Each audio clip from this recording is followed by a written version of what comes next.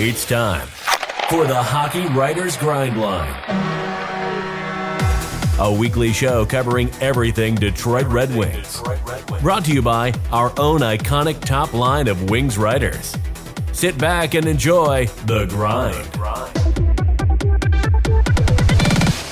Welcome to the Hockey Writers Grindline. I'm your host, Patrick Brown. Joining me as always is my line mate, Kyle Knopp. And boy, do we have a special treat for you today. We are so very pleased to welcome our absolute gurus in the prospect world. First, joining us again, we are pleased to welcome back managing editor for Access Hockey MI and a great friend of the show, Rachel Anderson. Rachel, thanks for coming back. How are you? I'm doing pretty good. Happy to be back again. Grateful to have you back. And then also joining us today, stunningly, his first time on our show, someone I am proud to call a colleague at the Hockey Writers, Canucks beat reporter, docs editor, and resident draft expert, Matthew Zator. Matthew, thanks for joining us. How are you? Doing good. Happy to be on the show. Well, really appreciate you taking some time. I cannot believe it's the first time that we've had you on, but hopefully this is not an isolated incident. So let's get right to it. Very, very special show. I don't know if you guys have been paying attention, but one or two things happened in the last week since our last show. So we want to take advantage of the expertise that we have today with Matthew and Rachel. So let's talk draft. Let's talk about how the draft went. We had a little bit of fun on our show last week. We were able to very briefly talk about the first pick the Wings made and the second pick the Wings made kind of broke while we were on. So we're going to recap all of it and then some, and let's dive in. Their first selection in this year's draft, number 6 overall, they defected big defenseman Simon Edvinsson. Big D-man, 6'5", 207 pounds. You know, I personally, certainly a fan of the pick, but Rachel, I thought of you right away because I looked on that board and who was available was Eklund. And I know you've been talking about Eklund. So I want to start with you and get your thoughts on Edvinsson overall and your thoughts on the pick. Yeah, for sure. I was only one off with Eklund. He went next. Yeah, so I was close. I think Edvinsson, I didn't know too much about him, to be honest with you, going into the draft and everything. But after looking at him, watching some footage and all that after the Wings had taken him, I think he's a really good fit long-term for the team. The defensive core is what Steve has been trying to build quite a bit over the last couple seasons, obviously with Zator, and we've got a bunch of Euros coming over. So adding another big body is a fantastic bonus. But I think the thing what stuck out about Edvinsson, at least to me, was not just his size, but being able to pair skating with it. So a lot of times you see these bigger guys, they have a harder time maneuvering, but he can control his body really well, which I think is fantastic. And another thing I noticed is that his puck handling is really, really, really good. He can play with one hand really well. So he uses that length in his favor, and he uses the boards a little bit differently too, which, a lot of times, you get stuck up against the boards.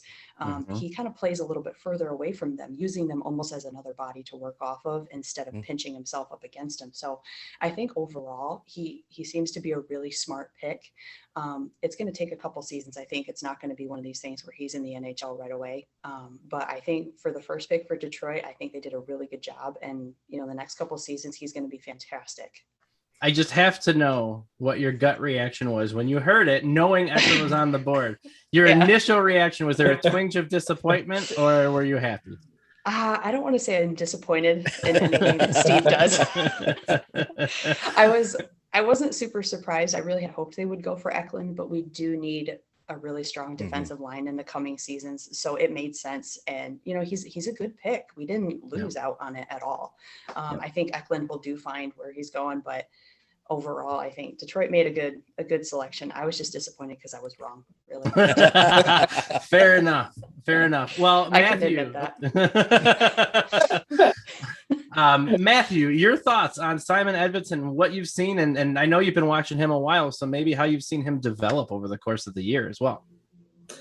Yeah, Edvinsson was I found he was a great pick for Detroit not just because he was Swedish. I mean, Detroit always goes for Swedish players, right? So it's like, but yeah, it's a great pick for Detroit. I've had him going later, mostly because of his decision making. There's some points of his game where he makes some questionable decisions defensively, but I mean, that can be fixed over time. I mean, he's one of those guys that just does so many other things well. He's big, and like Rachel said, he skates really well for a big guy, and the reach he's got. I was watching him in the under 18s. I thought he was probably their best defenseman, and Craig Button was over the moon about this guy, and he's a pretty good big name in the scouting world. I mean, I kind of trust him what he says. So, but yeah, Edvinsson was a great pick, and I did his prospect profile at the Hockey Writers there too. So, watching him play, and I thought he was going to be a good pick for the Canucks if he would drop down to them. Ultimately, they traded that pick, but yeah, I feel he's going to be a massive defenseman in the NHL. He's going to be that top pairing guy. Sure. And last Swedish defenseman was really good for Detroit, Nick Lidstrom. Not comparing him to him, but I mean, he's still going to be that number one guy that's going to be amazing in the NHL. Now, first of all, let's not sell Nick Cronwall short. But but that said, point taken. Matthew, I'm putting you on the spot really quick, but I'm sure people watching at home would like to know any D-man who you would compare, any NHL caliber D-man who you would compare Edvinsson to, potentially. For his size, I want to say he's a mix of players to me. I feel he's a mix. Like, he has that decision making of a Nick Lidstrom sometimes, and I think his decision making can be questionable, like I said, but I think he's like that mix between. For the Canucks, watching Alex Edler every day, I think that mix between an Edler, Lidstrom, and maybe a Seth Jones. I think maybe, because I don't want to say there's this one defenseman that I can compare him to, because there's so many different ones, right? So, yep. Well, like I said, I put you on the spot too, but you heard it here first. We got the next Nick Lidstrom. That's what I'm taking away for sure. Super good perspective. Kyle, I want to swing it over to you. Yeah, good luck topping that. That's why I ask the questions and don't answer them. But in all seriousness, and we talked about it a little bit last week, but Kyle, your thoughts on Simon Edvinsson going number 6 overall to the Red Wings? Yeah, like you said, we did talk about this last week, and it was something that, I've discussed in the past. I picked him up as my draft profile on the Red Wings this year. I have a written article out about him, and I really liked everything that I came across when I was doing the research for that article. So like Rachel alluded to, you have a guy that is that big and is that good of a skater still. Normally you have a guy that's big, that was either a good skater and then got his growth spurt, or got a growth spurt and is coming into his skating. Edvinsson's already there. He's got the skating, he's got the hands, that is very kind of unnatural with a bigger body like that, especially for an 18-year-old. So the fact that he's going to have 2 or 3 more years, the SHL, maybe the AHL a year, to really work on the other little parts of his game, like the decision making or being able to read the North American game a little bit better, I think is going to go a long way. And we're going to look and see him kind of being our top pairing D with Mo Seider probably in about 4 to 5 years, as being like that real staple on the back end. So I think this is a great pickup. I might have been a little biased because that was who I kept telling everyone the Wings should go out and get. So, I like to take credit for that, but you don't have to give me the credit. But yeah. So I'm excited. And, you kind of put Matt on the spot, asking him who he compared him to. And, all the pundits wanted to say he's the next Victor Hedman, which is hard to pin on a guy. And especially, one from Sweden, from that home country, like that might be the only reason why they wanted to pick him right away. Sure. But hey, if we can get a Hedman type player out of him in the next 4 to 5 years, I think we won that draft.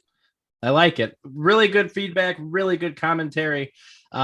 Shifting gears a little bit. Well, I think at this point, it's no secret, I was cheering for Wallstedt the whole time at number 6, right? So I was cheering for him at number 6. So imagine my surprise when the Red Wings trade up from 23 or 22, however you want to look at it, because of Arizona's forfeiture, to 15. And they're on the clock, and both Wallstedt and Sebastian Cossa are available. Well, I was opining for Wallstedt at 6. So imagine my surprise, and pretty much everybody else's, when the Red Wings selected Sebastian Cossa while Jesper Wallstedt was still on the board. To me, that was stunning. Now, I've actually done a lot, looked up Cossa quite a bit this week, ran a couple pieces on him, and it seems to make more and more sense the way I look at it. It seems like he was actually starting to catch Wallstead, if not surpass him as the draft approached on a lot of boards. So we started with Rachel last time. So Matthew, let's start with you and your opinion on Sebastian Cossa going, the Red Wings trading up to get Sebastian Cossa at 15. Yeah, like I said, it's a surprise to me. I thought Wallstead was going to go to the Red Wings when they traded up there, because again, Swedish goaltender, Swedish big and Detroit, but the connections there.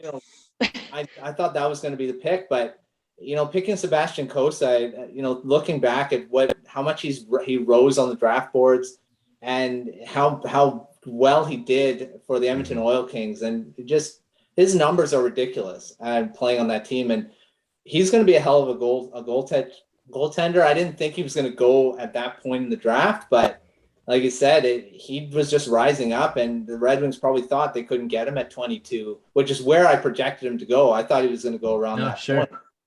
But hell of a pick. I mean, looking at what Cossa can become, I think he can become a legitimate number one goaltender. Maybe not as much as what Wallsted's been touted to be as that franchise goaltender, but sure, you never know, right? He could become even better than Wallstead. We're just gonna have to see. Well, you never know, like you said. And something else that's interesting, if nobody else touches on it, I certainly will at the end. Remember, the Red Wings just a couple of days before traded for Ned from Carolina. When they made that move, I'm thinking, well, there's no way they take a goalie now, but there's an alternate train of thought there to maybe allow him to develop. Exactly.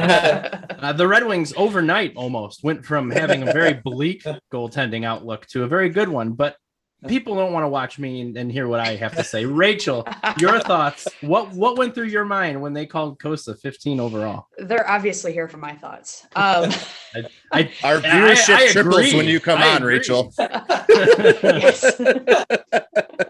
It's my fantastic apparel. Honestly, like all the hype that surrounded Wallstead, I kind of had a gut feeling that Yzerman wasn't going to go for him if he was available, not because it's contrary to what the media was really broadcasting, but because that's not how Yzerman thinks. He does and has proven to do what's unexpected. I think with Cossa, I really like that pick because not only is our goaltending pool, it's getting slimmer. We've got a lot of really good goaltenders coming through the system this next season. I was just talking to one of the goaltending coaches, and we've got a ton of guys on deck ready to go. Cossa is kind of a longer term project, but he's got amazing athleticism to build off of. And a lot of times when you see with goaltenders, especially like goaltenders are getting bigger now. So you find that they're really not very maneuverable, or they have a hard time with that getting into, faster leagues. I don't think Cossa is really going to have that issue. He knows how to use his body really well, and he's very mobile. His reaction time is really quick and very good. And I think that's probably what Yzerman saw. He's got really good potential to build off of, whereas Wallstead, he's got the potential, but I think there's kind of a mental maturity block there where there might not have been that openness to growing more, where he's almost like, not to say this is the case, but it could be, well, I've arrived. We ran into that with Philip Larson and it backfired. And so I think with Cossa, it's kind of starting fresh. We're getting someone who's a little bit more mentally mature, but also physically capable of being mobile and being ready in 3 to 4 seasons. So I thought it was a solid pick. Putting you on the spot this time, Rachel, yes or no is perfectly fine. Did the Red Wings need to trade up to get Cossa? I honestly think probably so, because I mean, there's a lot of teams right now who need to build up their goaltending back end. And so I think maybe in Steve Yzerman's mind, it was like either trade up or you just miss it completely. And he didn't want to take that risk. And we had picks to play with. It's not like we had 3 picks in the entire draft. So we had plenty of room to play with. So it wasn't a huge loss for us. And I think it's going to turn out really well. Couldn't agree more. In fact, I think one of the ways I put it was he traded their first rounder, which is essentially a swap, plus a few later picks, plus one of the 12 second round picks they had heading into the draft. So good perspective. Just throwing it out there. Kyle, bring us home. You were doing the show. We were on the air when this happened, and it was a lot to take in the moment. You've had a week to think about it. Your thoughts on Sebastian Cossa? I mean, it was so much fun doing the show last week because we got to film right in the middle of the pick. And if you go back and watch the last episode, you can see our brains exploding as Devin is announcing that a goaltender was selected at 15, but it wasn't Wallstedt. And it was just, I mean, that was so much fun to just be part of, to begin. But like you said, going back and just kind of reading up on the prospect now and seeing what you put out there, and Devin put out a couple articles touching on our draft prospects, or who we got from the draft, I guess I should say. And he really is a mature goaltender of the future. And he is that competitive guy that you want in the locker room. I know Devin referred to it. You might've in your article, Pat, but when he had the pre-draft interviews with the team, he was asking what Dominik Hasek did to become so great and to continue his greatness in the NHL. And he had a personal interview with Osgood where he picked his brain about just being a young professional in the NHL and what it means and how to keep your game at that elite level. And I think that shows maturity beyond a lot of guys at this draft level. And I think that in the end is really what put Sebastian over the top for Stevie Y. So I think it's a great pick. I'm excited to see where he ends up next year and also what he's going to end up doing in the next couple of years. I think the comparison to Osgood is not even comparison. That you brought that up is a huge point. Not that, I have any bias or anything, but I was going to point that out. Yeah. For those who don't know, my son is named Ozzy. True story. Yes.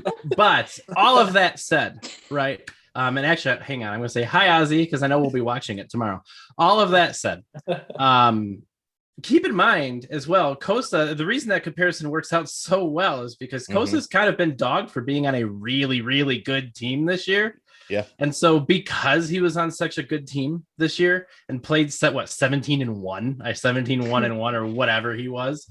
Yeah. It's almost like that's good or something. Yeah, right?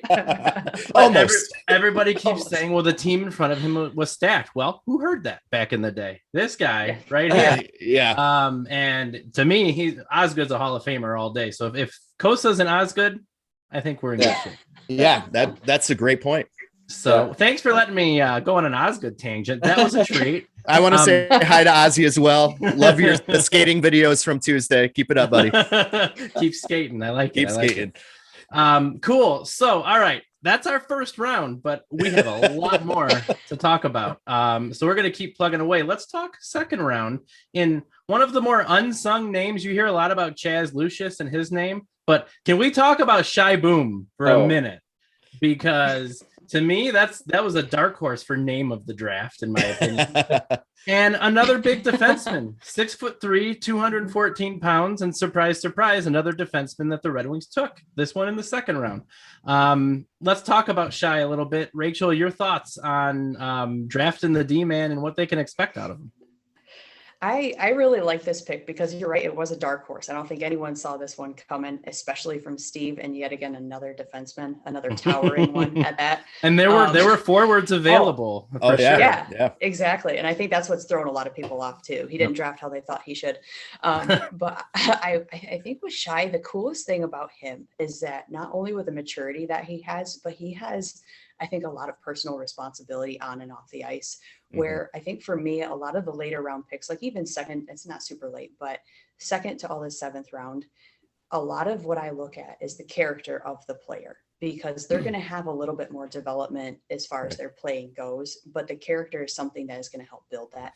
And I think with him, he's had not necessarily a struggle, but he's had a different path than other players, being that, he obviously grew up in California, so it's not much of a hockey state. No offense to California teams or anything like that, but there's no ice. But he kind of was on the outskirts, and they didn't focus a lot on sports growing up. So when he got the opportunity to play, he really took hold of it, and he was the one that was disciplined in doing what he needed to do to get where he is. So I think to me, it's not just something that has been given to him. He's earned the right to be a second rounder, and going forward, just taking that kind of energy and that understanding of him as a person and what this means for his career, I think it's going to be an awesome I guess, testament to the maturity that needs to be in order to be a professional level hockey player.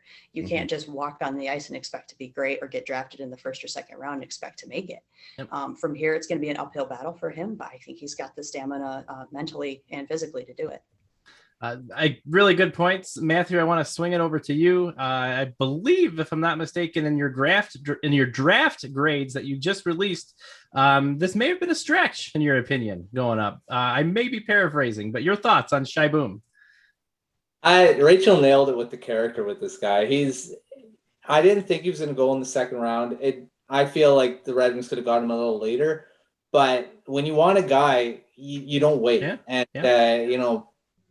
This guy is, like you said, characters off the charts. He worked really hard to get where he is. His parents, weren't hockey people, and he had to work for everything he's got.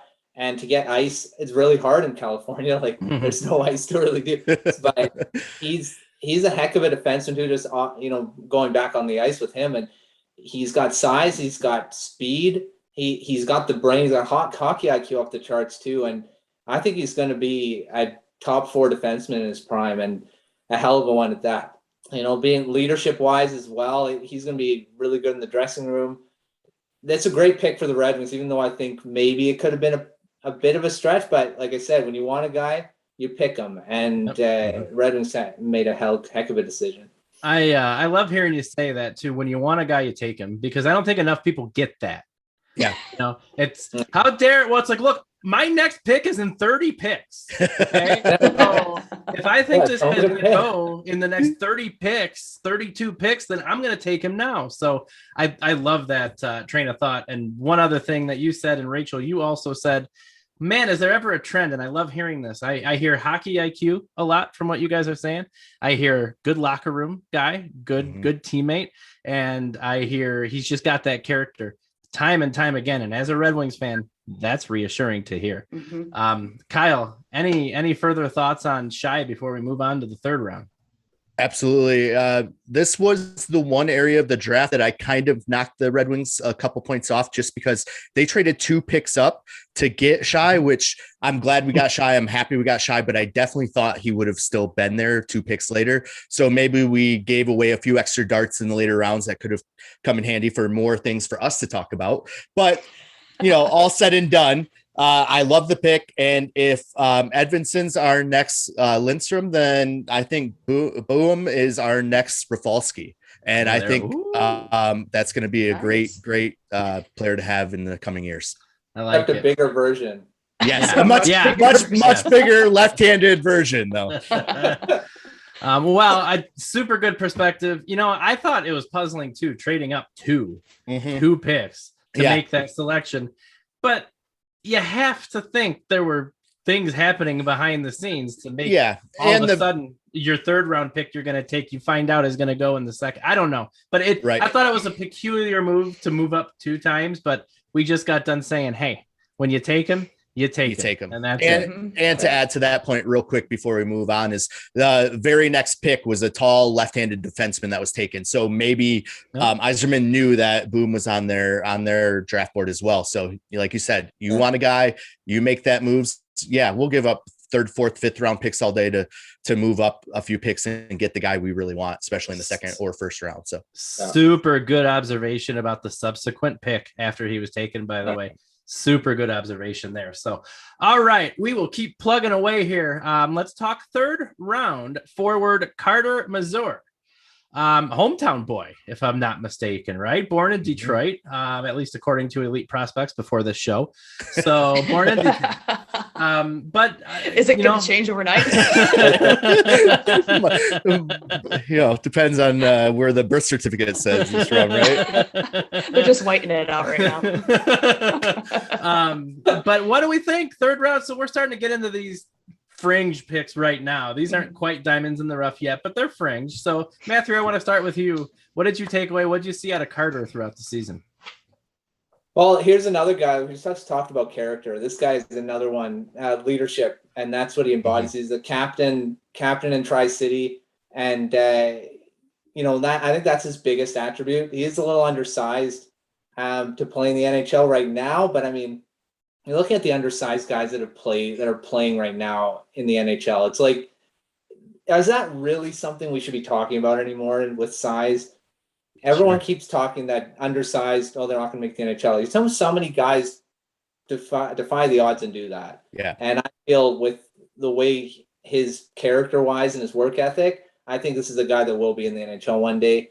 And could be a third line, fourth line type skill guy, but just having that leadership and the character, like we said about dressing room presence, you need that. And he has that completely. I feel like he's going to be in the NHL one day. And again, heck of a pick by the Red Wings. I gave the whole class an A, so I'm going to say good picks for most of this. Heck of a draft. Love it. And love it. we will happily listen to you say that this entire time too. Rachel, It might be my new ringtone.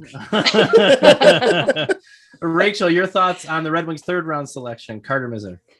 Yeah, I really liked this one. So coming out of the Tri-City Storm, it's a USHL team. I'm very partial to the USHL. It's an elite league, 16 teams, so you got to be amazing to play for that league. They've got international kids and scouts from all over the world coming to watch these kids. So there obviously was something very special about him to make him stand out. And just like Matthew said, with his character and his leadership, on top of that, I mean, it goes from the dressing room onto the ice, where he's a very opportunistic player. I think he's a point producing guy.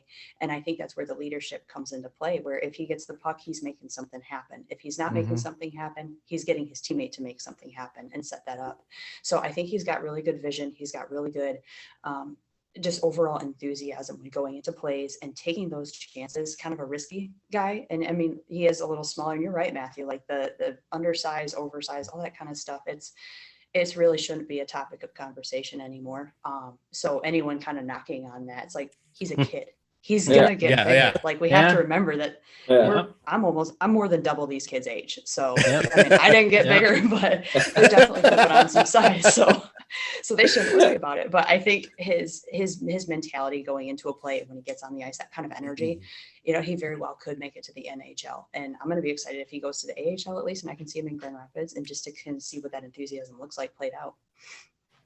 I am also double these kids' age. I did get larger from when I was 18. However, it was not how hockey players are supposed to grow. Nonetheless, you didn't get stacked with the shoulders. It's the facial. It's all the facial hair. Kyle, tell me, what can you say about Carter that Matthew and Rachel already haven't? Because I'm out of ideas.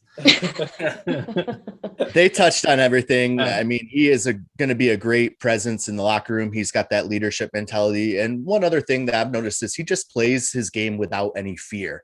I mean, he, like you said, he is a smaller body out there, but he doesn't play like a smaller body out there. He's in those dirty areas. He's going after pucks. He's making plays happen.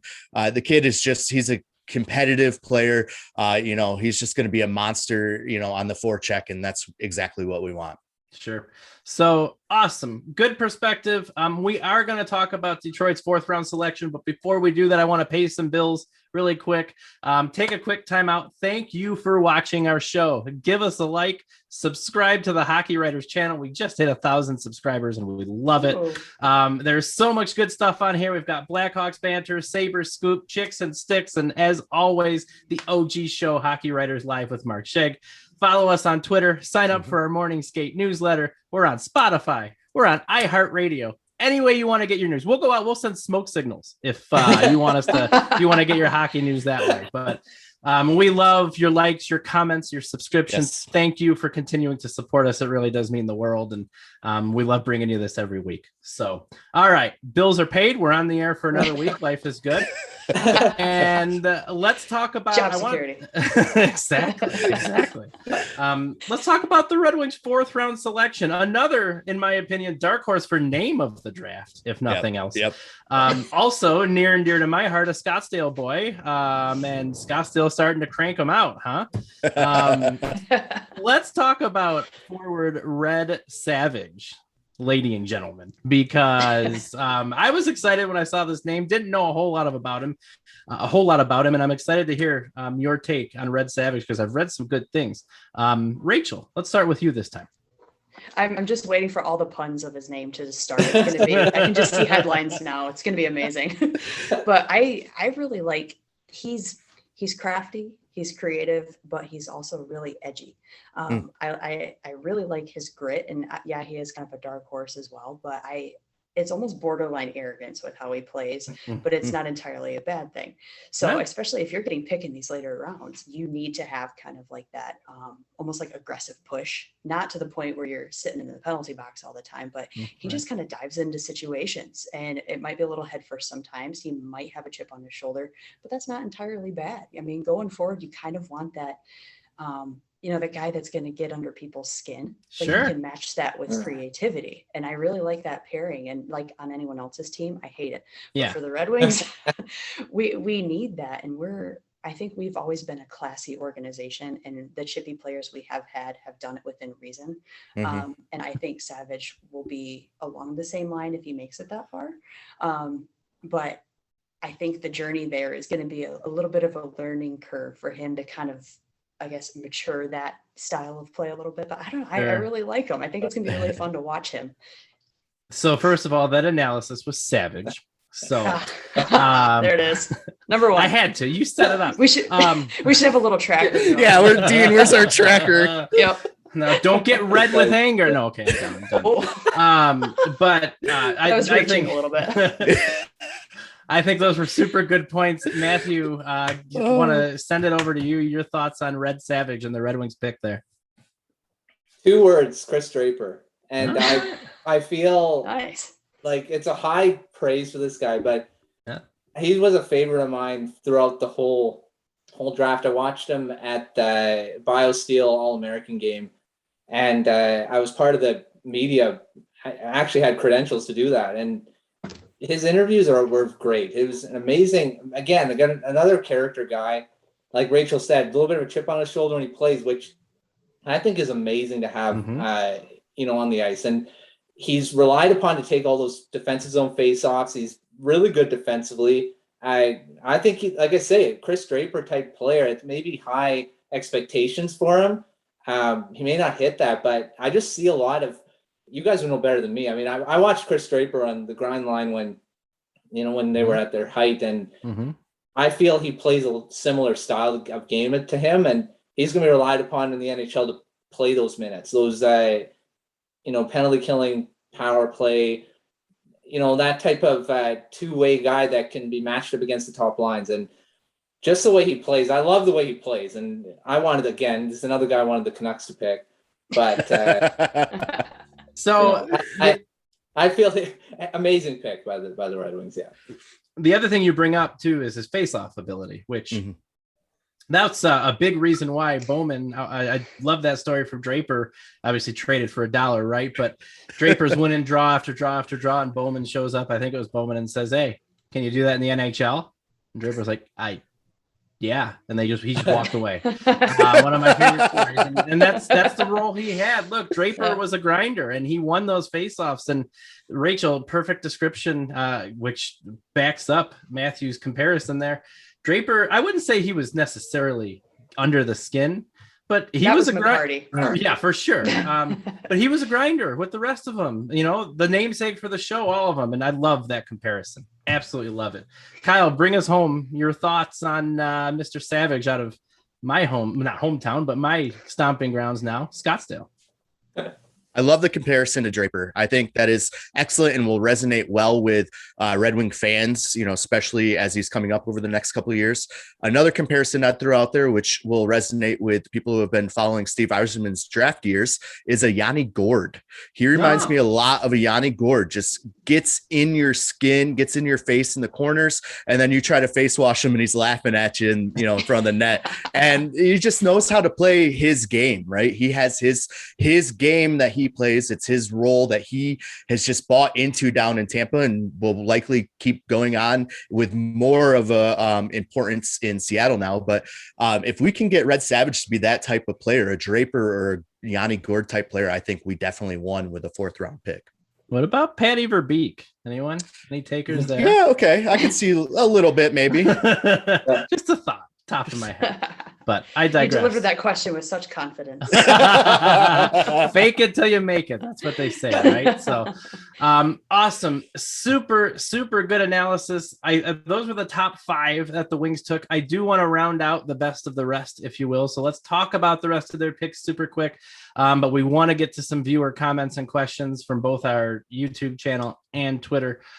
So really quick, the rest of the picks: forward Liam Dower-Nilsson, defenseman Oscar Plandowski, great name if nothing else with Oscar, and forward Pasquale Zito. Matthew, we'll start with you. Your take on the best of the rest from the late rounds for the Red Wings. Well, Dower-Nilsson, here's another guy I thought he would go a lot sooner. And there's so many guys that dropped in this draft, it's ridiculous. And again, two-way forward Swede. There's the next Swede in there. Great two-way forward. Again, the character. We're seeing a theme in this draft for Yzerman. For Yzerman, he loves that character. So yeah, great pick for that. Plandowski, again, a very good puck. This is a good puck moving defenseman. So he added another skilled puck mover. That great name. And perfect for the NHL, the way it is going right now, and the mobility. So, and Zito could be a steal in where he was picked. And I just read an interview with him and saying that he feels he was picked way too low, and he's going to go into next season going, I'm going to prove everyone wrong that I should have been picked first, second round. And he's got the skill of that type of a forward that can, potentially have been picked there. And they got a steal down where he was picked. So yeah, really good last 3 picks. Super, super good analysis there. Rachel, your take on the later rounds, that how the Red Wings drafted. Yeah, I think kind of piggybacking off of Matthew, where there is a theme with how Yzerman has been doing things, building that character in the locker room as well as on the ice, but with the bigger guys and adding Dower-Nilsson. I really like that one. He's really mobile, and I think he's very what's the word I'm looking for? He's very conscientious and aware. That kind of player is really, really lethal when it's a player that you don't really expect him to make a move necessarily. But when he's on the ice, he is thinking of every single step. He's a step ahead of you in his mind. And that's exactly what you need to be in order to progress, especially being a later pick. He's got an uphill battle. All of these guys have an uphill battle because they are the ones that kind of in the general media and fan base are the ones that are often forgotten about, and sometimes even in the prospect pipeline. So with Yzerman's focus on development, especially this last week, we've seen a ton of prospects shifts in trades and moves. He's emphasizing, especially these later guys, where do they fit long term, and if they don't fit, move on. So I think these 3, they're all 3 of them are going to have a struggle, for lack of a better word, just kind of moving their way up. But if they can do it, just like Zito, if he can prove everybody wrong, he's going to make his case even stronger to the brass. But it has to be consistent. So these guys, they're going to have to be consistent in order to make a splash, really, in the organization as a whole. But I think they're solid. There's something to think about, and I don't think they should be stopped on either. Makes sense. Good perspective. Kyle, you'll notice we finished with you every single time because we wanted to hear what Matthew and Rachel had to say first. But your thoughts on the best of the rest, the late round draft picks. I love what the Wings did here. They really addressed, the needs of their draft, which was center and puck moving defensemen. And so they got 2 good centers, 2 good, like Matt and Rachel said, quality individuals. Dower-Nilsson is not only best friends with Edvinsson, which certainly helps, but he was also the captain of the Sweden's U18 team that Edvinsson was on. And so the fact that he's wearing the C and getting picked in one of the later rounds just shows that the potential is there. But if nothing else, he's got the leadership to maybe, help other kids develop along the way as well. So I think these are great picks. It's like you said, a lot of these, Rachel said, a lot of these picks get forgotten about. And this is a crapshoot, right? The whole draft was already crapshoot, but now we're picking in the fifth, sixth, seventh rounds. It's really just throwing darts and hoping they stick somewhere on the board. So I love the picks in which the type of players we went after, and then the actual players we got. And, like Matthew said, if Zito can come out and prove and turn out to be like a second or third round type pick where we got him, I mean, that's all you can ask for in these types of drafts. Awesome. Well, we made it through the whole draft, at least for the Red Wings. I have to say, again, awesome analysis. Appreciate the perspective and the expertise. And that was super, super good. So let's move on to some comments, have a little fun towards the end of the show here. We like to have our comment corner and go with some comments we've gotten either on the YouTube channel or we put an ask out on Twitter earlier this week. So let's start with this. Johnny Drummond, and this question has Rachel written all over it. Yep. Devin too, but sadly he's not here. So I will take Devin's place. Johnny Drummond asks, what is next for our beloved Evgeny Svechnikov? Well, I don't know if you can tell, but this is Svechnikov. I would really like to see him stay with Detroit. But I know the last couple of seasons have been a struggle for him, and I don't think it's necessarily for a lack of skill as a player.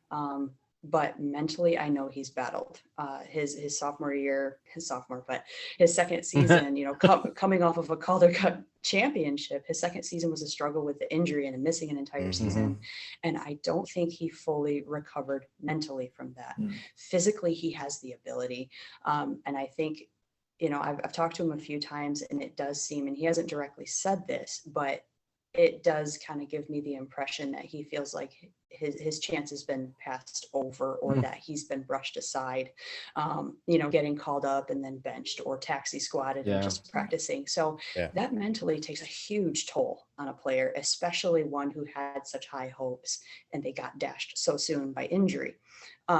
So, I mean, it'd be great to see Detroit kind of extend an olive branch and give him one more season and see what happens. But I don't think Gino would necessarily scoff or shirk the opportunity to go somewhere else if it was given to him, because he is a fantastic player. He's got the ability. It's just the mental side of it has been very draining for him, and I think that's something that's often overlooked in development. A lot of people just don't understand the pressures that actually go on mentally with these players, and kind of getting jerked around. Whether or not that's the case, that's how it feels sometimes.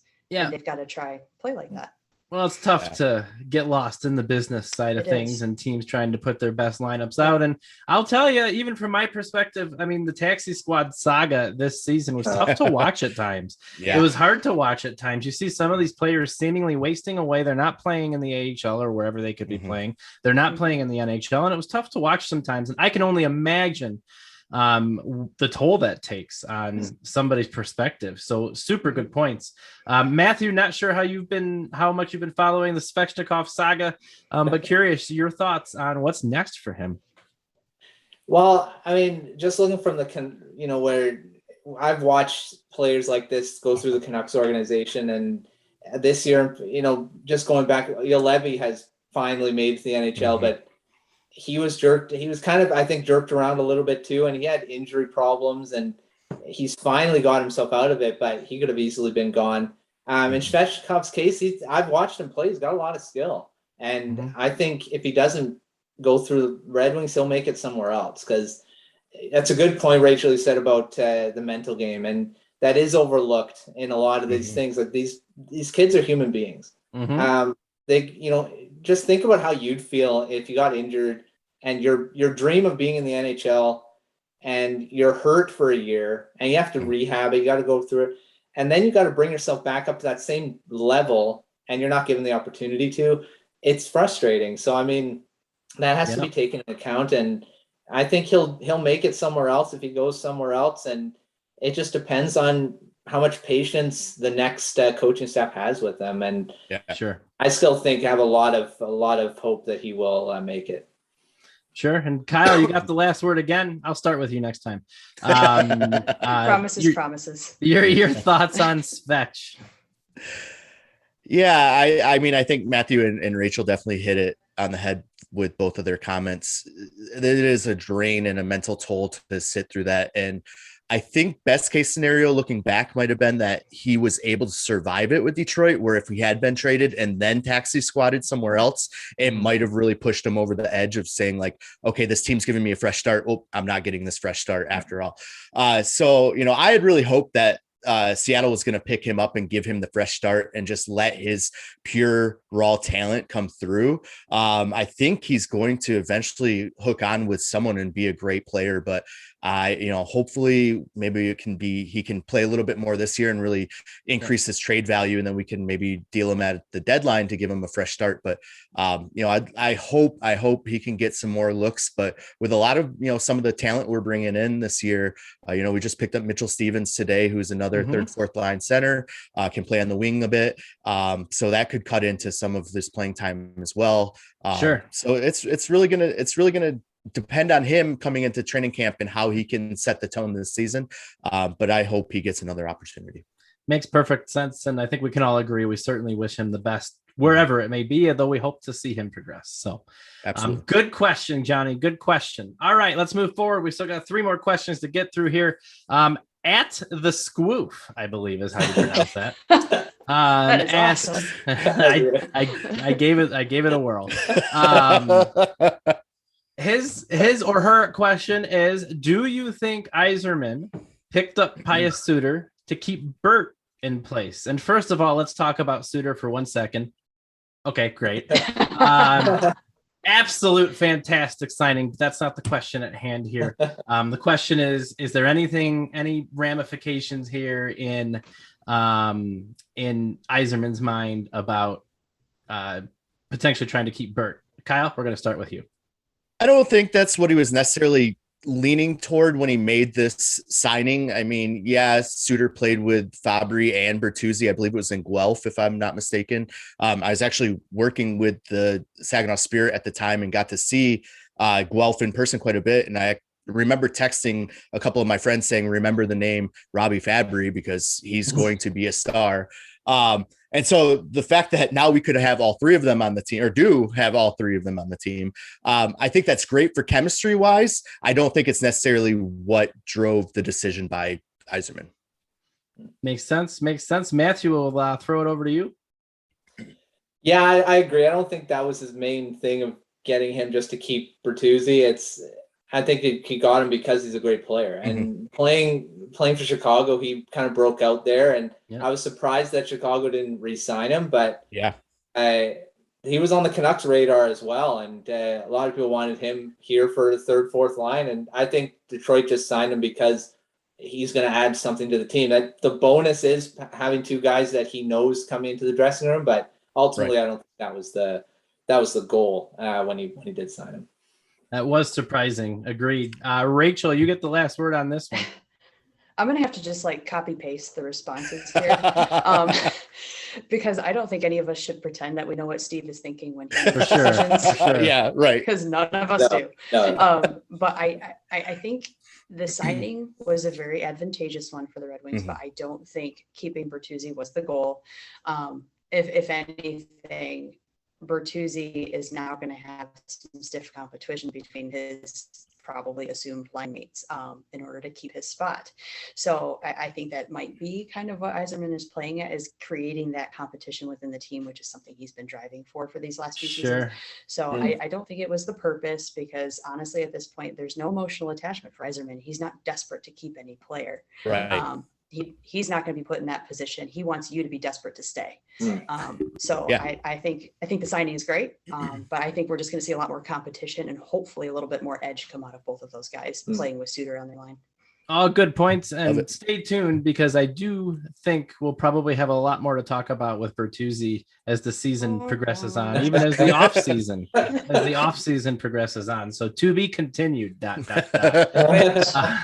He's already here. He is. He's made an appearance. I love it. Yes. All right, moving on. At Katie Lady asks, and I love this question. What will determine, or what determines where these picks that we just talked about go? Are they going overseas? Are we going to see any of them in Grand Rapids? Rachel, want to start with you this time. What determines that? All of the things determine it. Obviously, the whole travel restriction thing is going to be a big decision-making factor for a lot of the Europeans. I know we're getting Kirill Tuchayev. He's coming over, and I believe he's making an appearance at the Prospects tournament, which those dates were released, so you should go. But a lot of the European guys, that's going to be a huge decision-making factor there. Other than that, I think a lot of it is going to be, it's going to come down to team need. Who do we actually need here, and where are they going to get the best ice time? So if they're going to come to Grand Rapids and they're going to end up just working out in the back or sitting up with me in the press box for every game, I would love that, but I don't think they would like that. It doesn't benefit the team at all. So those are going to be like the top three things. So the travel restrictions, of course, the team need, and where they're going to get the time, because they're not going to be any player at all if they can't get the ice to work out what they've got to work out. So then they're not going to be useful in the future. So those are definitely be the biggest determining factors for sure. Any picks from this year's draft, Rachel, you're hoping secretly to see in Grand Rapids? Oh my gosh. Yeah, you didn't see that one coming, did you? No, I didn't. I would absolutely love to see Cossa. And the reason I say that is because I've been watching the goaltenders very closely for the last couple seasons. Goalies give me trust issues, and I'm really hoping one can fix that. So I'm hoping Cossa's the one. But at the Prospects tournament, I'm sure I'm going to see hopefully him at some point. But if he can make it to Grand Rapids Griffins, that would be really cool. Just to see how that plays out, the Euro style playing out on the US ice would be really cool. Sure. That'd be awesome to see. Yes. For sure.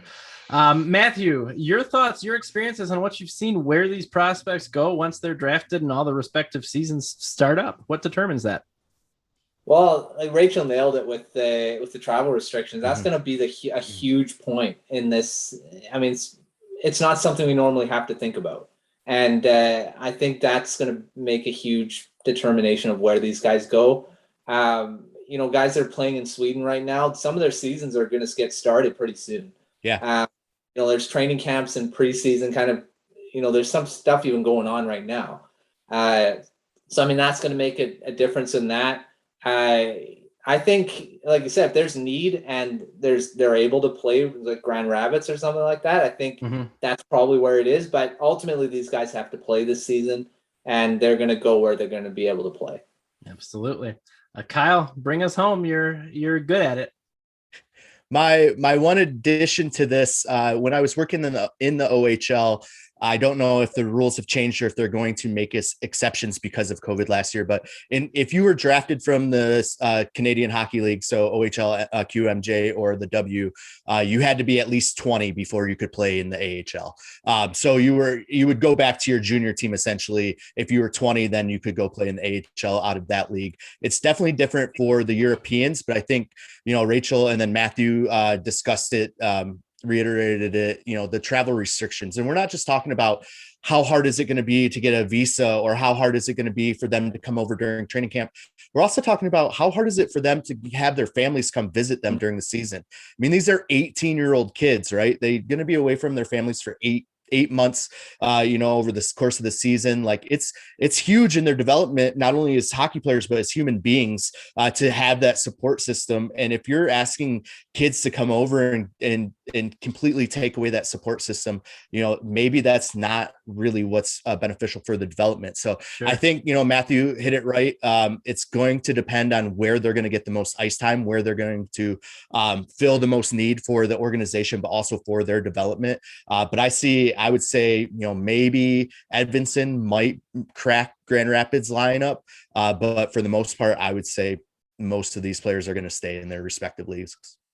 I like it. Super good perspective on a great question, Katie Lady. Yes. A great question that a lot of people ask all the time. So really like that. All right. We've got one more question here, and I'm actually going to call an audible here, and I'm just going to limit you guys to a one-word answer. Oh, no. One-word answer. Yes or no. So the question is, the first part of the question is, and I think we've talked about it a lot, what can we expect to see out of Zator? I think we all kind of know that at this point. We've reiterated that a lot. So I want one answer, because we've run long today anyways. But do you see Mo Zator on day one with the Red Wings? And I'll even start. Yes. I'm going to go down the line as I see you guys. Matthew. Yes. Rachel. No. Kyle. Absolutely. All right. Well, I like the target on. I like that though. I like that because then she's gonna come back in September and be like, "You guys gotta listen to me more often." we've got a cliffhanger, ladies. Be back next week and I'll explain why. And I like that. It's killing me, and I want to hear your rationale. But I said one-word answers, so we might have to have you back next week. That's your own fault for limiting me. So to wrap. That was well done. To wrap up our show, by request, I am going to be performing 2 very quick eulogies for longtime Red Wings who have since departed the team. Our beloved Luke Glendening and Darren Helm. Should I get my Glendening bobblehead out? Please. Oh, okay. So I ask you all to please bow your heads as I deliver a eulogy first for you, Luke Glendening again. Luke, we will certainly miss Luke. Not only your 6 goals every season, but also the way that everybody reminded us that you and only you were the key to our face-off victories. He's not happy trails and best of luck in Dallas, who will now be completely unbeatable in the dot. Cheers, Luke. Oh, it's so riddled with sarcasm. There's my eulogy for Luke. Wait till Helm. As for Mr. Helm, well, Darren, as much as we love that one super awesome penalty kill you did in 2009, also you scored the Western Conference Final clinching goal, which is one of my all-time favorite memories. Your eulogy mirrors your playing style. Fast, but ultimately misses the mark. Oh. So, that's really. on that, Dean, add a symbol. On that note, and in all seriousness, we appreciate the contributions of LGD and Darren Helm over the years, some all-time favorite role players that have ever worn the winged wheel, and we wish them the best. But I would be remiss if we didn't have a little fun there at the end. So thank you for playing. Thank you for playing along. Matthew, Rachel, thank you so much for joining us. Crazy amount of insightful information today, and really appreciate it. And the viewer at home, that is our show. Don't forget, give us a like, give us a subscribe, shoot us a comment. We'll be sure to answer. Follow us on Twitter. And most importantly, make sure you tune in next week as well. Thank you so much. We'll see you next time.